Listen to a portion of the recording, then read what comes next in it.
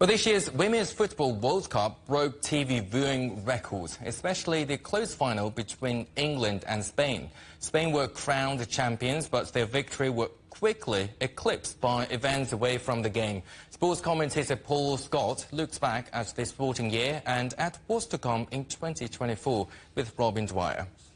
It was overshadowed by events afterwards. Luis Rubiales, you may remember, the president of the Spanish Football Association, that unsolicited kiss on the lips of Jennifer Hermoso during the trophy presentation, overshadowed what was ultimately a really successful tournament for FIFA. It was the biggest ever Women's World Cup, 32 teams competing for the very first time across 2 countries in Australia and New Zealand. It was won by Spain, who already had the best club side in the world in Barcelona, and now they've got the best national side as well, with Spain lifting the trophy. But it was overshadowed by those events. Since then, Rubiales has been forced out of his position as president of the Spanish Football Association. He's been banned by FIFA from all football for 3 years. So there were huge ramifications from that, which perhaps overshadowed what was otherwise a successful tournament. And if we are looking back at 2023, there's another multi-sport event that we should look back on, and that's the Asian Games, which was held in Hangzhou in China.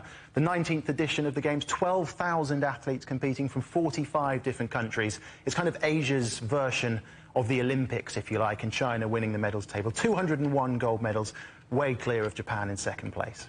So lots of wonderful memories from 2023. Let's look ahead to what's happening next year. And the big one, in my mind at least, is the Paris Olympics is happening in 2024. Yeah, and it's been a long time coming. You have to go back to Rio, 2016. 8 years. It was the last time that we had a full Summer Olympic Games, because you may recall, of course, the Tokyo Olympics in 2020. They were pushed back a year to 2021. They were played behind closed doors. There were no spectators allowed. The Winter Olympics in Beijing in 2022, there were no overseas spectators allowed either. So this is the first full Summer Games in 8 years. The honour goes to Paris, who are hosting the Games for what will be their 3rd time. They held it in 1900 and 1924 as well.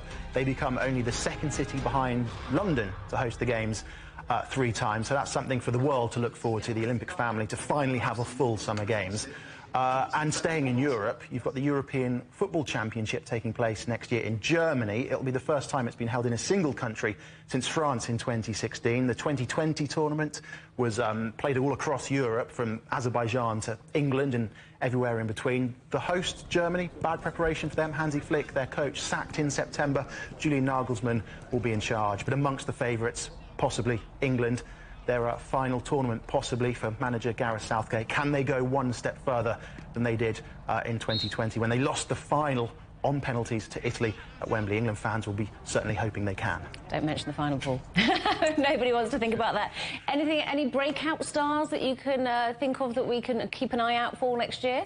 It depends which sport you're talking about. I think if you look at tennis, for example, it was a really great year in 2023 for Coco Gauff, the young American star who finally won a Grand Slam. I say finally, she's only 19 years of age, but she feels like she's been around for such a long time. I think she could have a hugely long and successful career, and I think she's going to only add to that US Open that she won